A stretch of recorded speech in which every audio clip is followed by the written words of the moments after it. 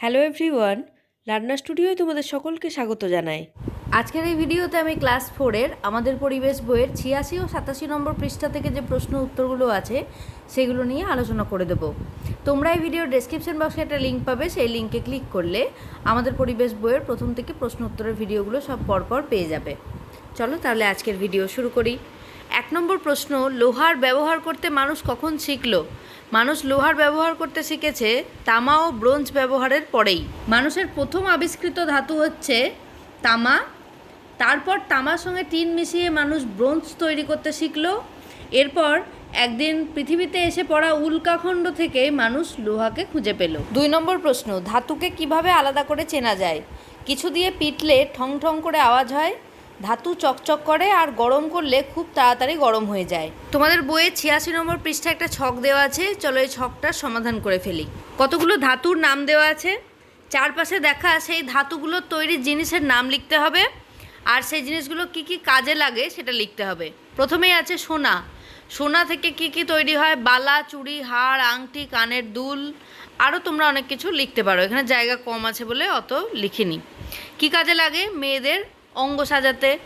এরপর আছে তামা। তামা থেকে বিদ্যুতের তার, বাসনপত্র ইত্যাদি তৈরি হয়। কি কাজে লাগে? বিদ্যুৎ উৎপাদন ও পুজোর বাসনপত্র ব্যবহারে। লোহা থেকে রেল লাইন, সেতু, বিভিন্ন পরিবহনের মাধ্যম, ঘরবাড়ি, বটি, কোদাল, শাবল ইত্যাদি জিনিস তৈরি হয়। আধুনিক যে কোনো শিল্পে লোহা অপরিহার্য, লোহা ছাড়া কিন্তু চলবে না। কাঁসা থেকে বাসনপত্র তৈরি হয়, এর ব্যবহার আস্তে আস্তে অনেক কমে আসছে। পিতল থেকেও তাই বাসনপত্র তৈরি হয়, পিতলের ব্যবহারও ধীরে ধীরে কমে আসছে। অ্যালুমিনিয়াম থেকে বিমান, বাসনপত্র, বিদ্যুতের তার, যানবাহন ইত্যাদি তৈরি হয়। যানবাহন, বিমানপথ, বৈদ্যুতিক তার, আসবাবপত্র, বাসন ইত্যাদি নির্মাণে কাজে লাগে। স্টেনলেস স্টিল থেকে বাসন, যন্ত্রপাতি, গৃহ সামগ্রী এগুলো তৈরি হয়, আধুনিক শিল্পে অপরিহার্য। রূপো থেকে অলংকার, বাসনপত্র তৈরি হয়। রূপো মূলত অলংকার নির্মাণে কাজে লাগে। 3 নম্বর প্রশ্ন, মানুষের প্রথম কাজের ধাতু কোনটি? তামা। তামা কি খুব শক্ত ধাতু? শক্ত, কিন্তু লোহার মতো শক্ত নয়। তামা দিয়ে মানুষ প্রথম কোন দুটো জিনিস তৈরি করেছিল? লাঙল ও কাস্তে। 6 নম্বর প্রশ্ন, ব্রোঞ্জ কি কি দিয়ে তৈরি? তামা ও টিন। লোহার তৈরি জিনিসের সুবিধা কি কি?